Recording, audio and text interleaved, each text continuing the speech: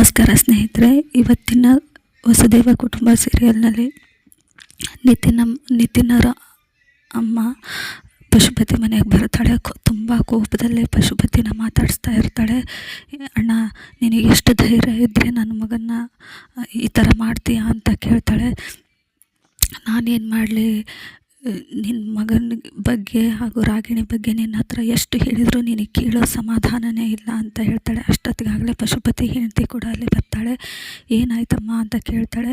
ನನ್ನೇನು ಕೇಳ್ತೀರಾ ಅತ್ತಿಗೆ, ನಿನ್ನ ಗಂಡನ ಕೇಳಿ ಏನು ಮಾಡಿದ್ದಾರೆ ಅಂತ ಅಂದ ತಕ್ಷಣವೇ ಎಲ್ಲರೂ ಮುಖ ನೋಡ್ಕೋತಾ ಇರ್ತಾರೆ. ನಿನ್ನ ಗಂಡ ನನ್ನ ಮಗನ್ನ ಕಿಡ್ನ್ಯಾಪ್ ಮಾಡಿಸಿದ್ದಾನೆ. ಅದು ಯಾವುದಕ್ಕೋಸ್ಕರ ಅಂದರೆ ನಿನ್ನ ಮಗಳನ್ನ ಕೊಟ್ಟು ಮದುವೆ ಮಾಡಿಸೋದಕ್ಕೋಸ್ಕರ ಮದುವೆ ಮಾಡಿಸಿದ್ದಾನೆ.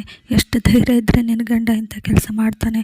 ಜೊತೆಗೆ ಆ ಸ್ವಾತಿನೂ ಕೂಡ ಕಿಡ್ನ್ಯಾಪ್ ಮಾಡಿಸಿದ್ದಾನೆ.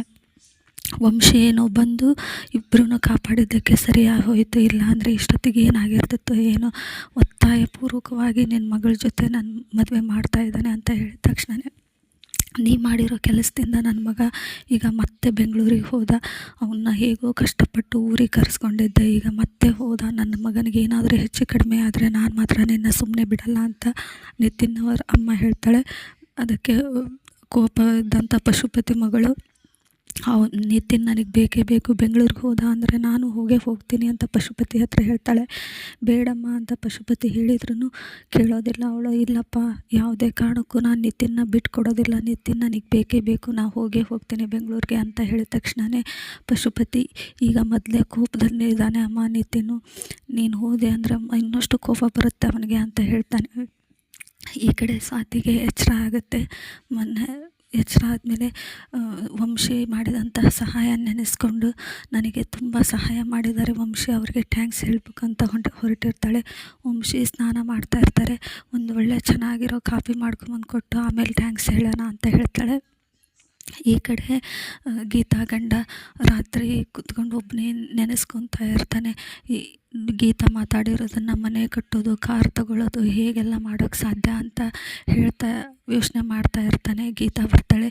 ಇಲ್ಲೇನು ಮಾಡ್ತಾ ಇದ್ದೀರಾ ಮಾವ ಅಂತ ಕೇಳಿದರೆ, ಅಲ್ಲ ಗೀತಾ, ನೀನು ಎಷ್ಟೆಲ್ಲ ಕನಸು ಕಂಡಿದ್ದೀಯ, ಅದೆಲ್ಲ ಹೇಗೆ ಸಾಧ್ಯ ಆಗುತ್ತೆ ಅಂತ ಹೇಳಿದ ತಕ್ಷಣವೇ, ಇಲ್ಲ ಮಾವ, ನಾನು ಕೆಲವೊಂದು ಬಟ್ಟೆ ಅಂಗಡಿಗಳಿಗೆ ಕೇಳಿದ್ದೀನಿ, ಗಾರ್ಮೆಂಟ್ಸ್ಗಳಿಗೆ ಫೋನ್ ನಂಬರ್ ಇಸ್ಕೊಂಡಿದ್ದೀನಿ, ಕೇಳ್ತೀನಿ ಅಂತ ಫೋನ್ ಮಾಡ್ತಾಳೆ.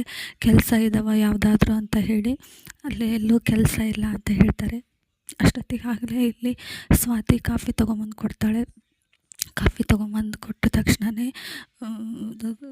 ನನ್ನ ಕಾಪಾಡೋಕ್ಕೆ ಥ್ಯಾಂಕ್ಸ್ ಅಂತ ಹೇಳ್ತಾಳೆ. ನಿನ್ನ ಜಾಗದಲ್ಲಿ ಬೇರೆ ಯಾರೇ ಇದ್ದರೂ ನಾನು ಹಾಗೆ ಮಾಡ್ತಿದ್ದೆ ಅಂತ ವಂಶಿ ಹೇಳ್ತಾನೆ.